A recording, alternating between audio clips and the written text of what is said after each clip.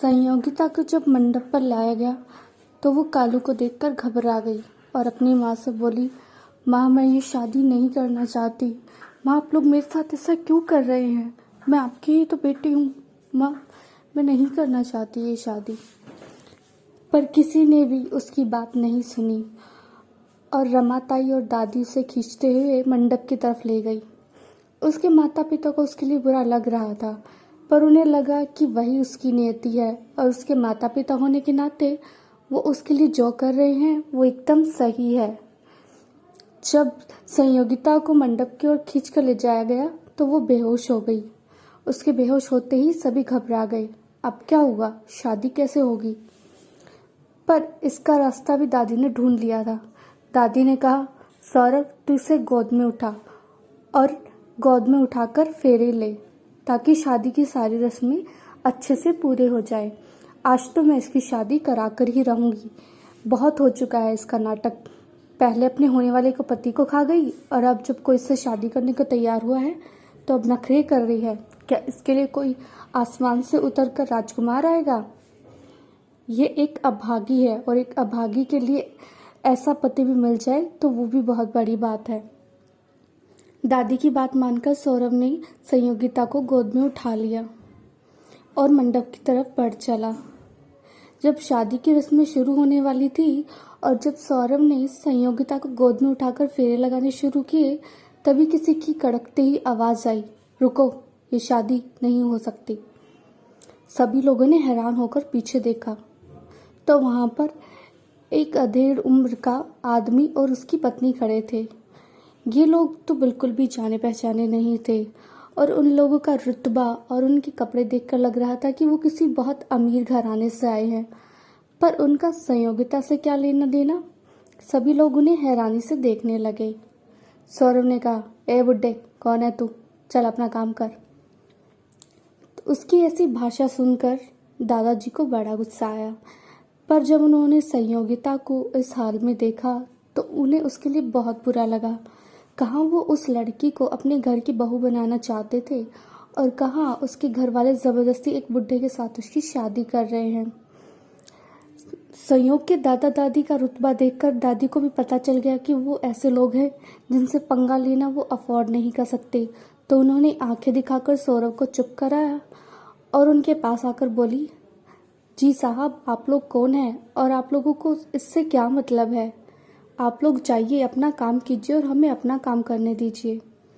संयोग के दादा ने कहा कि ये लड़की सिर्फ 18 साल की है और ये आदमी 60 साल का।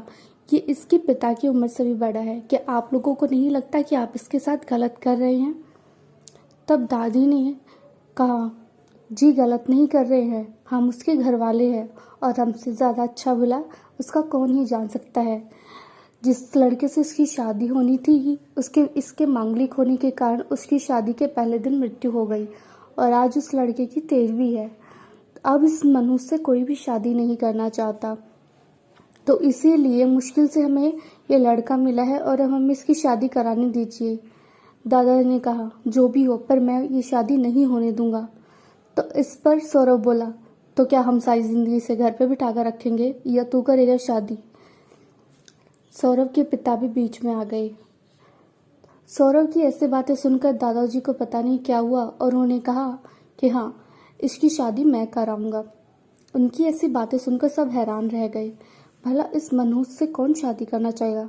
कहीं ये बुढ़ा अपनी बुढ़ी को छोड़कर इसके साथ? तो लोगों के मन में ऐसे विचार आने लगे कि शायद इसकी उम्र काफ़ी हो चुकी है, तो ऐसा लगता है कि अब ये जीवन का आनंद लेते हुए मर जाए तो कोई बात नहीं। पर दादाजी ने उन सब लोगों की नज़रों को बहुत ही बुरी तरीके से इग्नोर किया क्योंकि वो जानते थे कि उनके मन में क्या चल रहा है। उन्होंने कहा, इस लड़की की शादी मैं अपने पोते से कराऊंगा जो कि 21 साल का है और इससे ज़्यादा बड़ा नहीं है। दादाजी की ऐसे बातें सुनकर सब हैरान रह गए।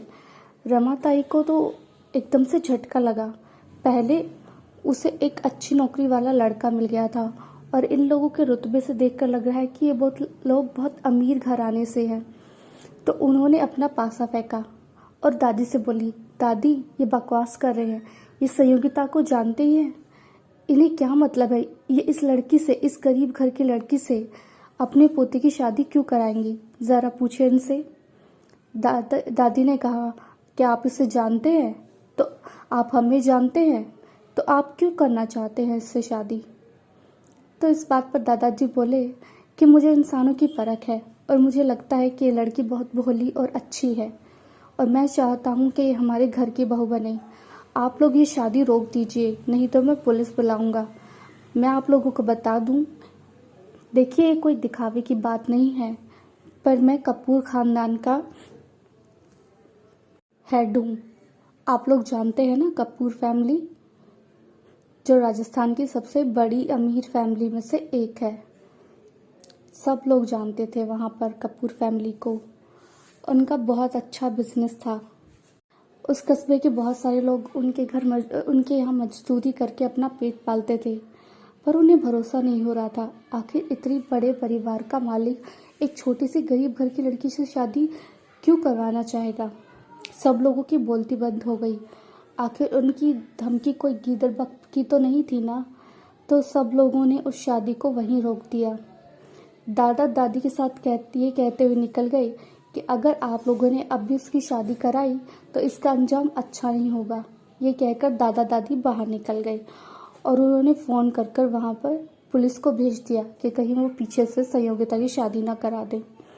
दादा ने अपना फैसला सुना तो दिया था, पर दादा दादी दोनों को ही बहुत चिंता हो रही थी कि संयोग इस बात पर कैसे रिएक्ट करेगा। क्या वो गुस्सा होगा, उनसे नाराज़ होगा, क्या वो शादी करेगा भी? जानने के लिए सुनते रहिए मेरे साथ उधार का प्यार, ओनली ऑन मेरे चैनल होप पर। Thanks for your love and support.